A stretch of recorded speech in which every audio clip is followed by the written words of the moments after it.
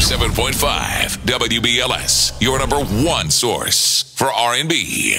Get ready, put your hands together, make some noise for Robin Thicke.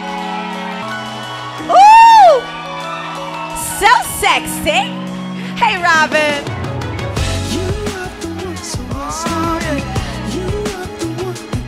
I know you're working on a new project. Tell us about the vein of that. And we know you had like the huge blurred lines, super smash. How does this affected you going forward with your new music? Well, I think right now the song Morning Sun and the album title is Morning Sun, and it's really just about new beginnings and fresh starts, and you know, how the morning feels when there's hope and there's chance and there's still time to live the life you want to live. You know? Oh, we see you living the life, baby. What you been up to this summer? Talk to us about it, because you know summer's gonna be over in a second. But have you done any vacationing, or have you just been hardcore in the studio? Well, I was pretty hardcore in the studio for most of the year, and then when the summer hit, I started relaxing a little more. I took my mom. I'd never really taken my mom on a vacation, you know what I mean? And so. You guys know who his mom is, right? Anybody know? She's an actress. Oh, somebody back there. Gloria Loring. See, there you go. Do we know Dad? Of course, of course. So where did you and Mom go, and how was that son and mom time bonding? Well, actually, it was nice because I brought my 5-year-old son with us also. So it was the three of us went to the Caribbean and got to spend 1 week with just hanging out. So it was great. It was long overdue. Nice. All right. So when does Morning Sun actually drop?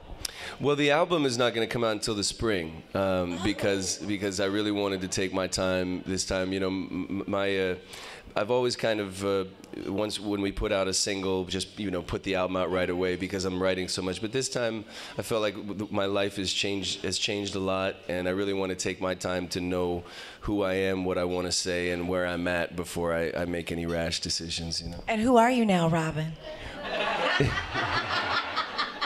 Well, just a little more. Are you still the party guy? Still like to get your party on? Yes, definitely. Robin gets turned up. How many of y'all know Robin gets turned up? Don't let him fool you with the smooth R&B stuff. He likes to party. Yeah, I mean, I think it was more just when you're trying to make your way in the world, you're worried about success and accomplishment and making your family and your friends proud, and then I think I realized that now being a father, I have to spend more time being selfless and less self-absorbed and really pay attention to what his needs are and put him first. And it ends up being a better life afterwards because you can still have fun as an adult.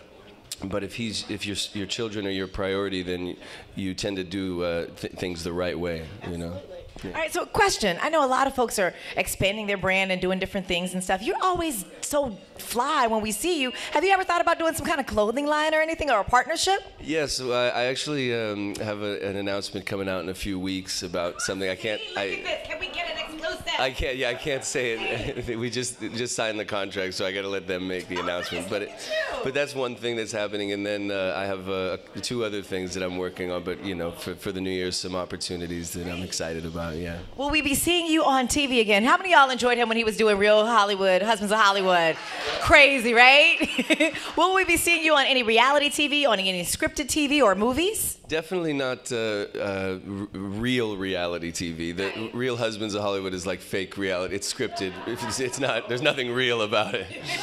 But I am going to join, at least do 1 episode in the last season. They have the last season for Real Husbands. They start in the new year, and I'm definitely going to do an episode or 2 with them. Yes, that'll be fun. All right, nice. So I know that family things have changed a little bit, and you're back on the market somewhat, but I'm seeing tabloids. They're saying you're already off the market already? Well, not off the market, but no. There was a young lady that I met who was very helpful and supportive to me and my family through my most difficult time. So when you make friends like that, you take care of them the same way they take care of you. So she's a good friend. Good friend status, ladies and gentlemen. Good friend. He's spilling the tea right here. Dennis and Linda would like to know, what artist would you like to work with next?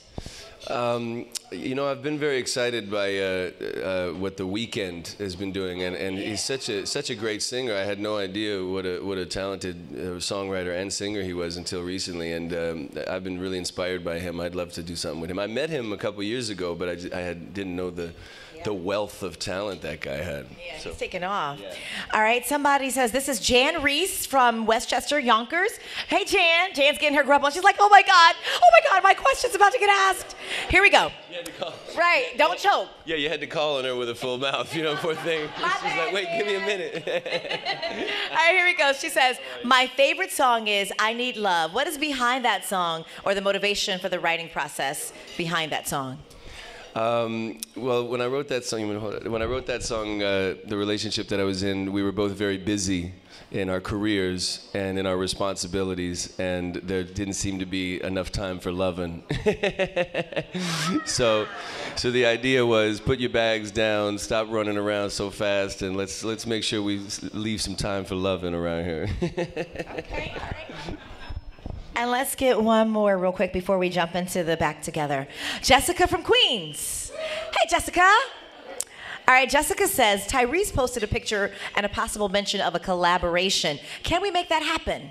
Yeah, Tyrese and I have actually been friends since we were both kids. You know, we met when we were both around 16 years old, and because I don't know if you guys remember, he started with that Coca-Cola commercial, right? We were singing on the bus, right?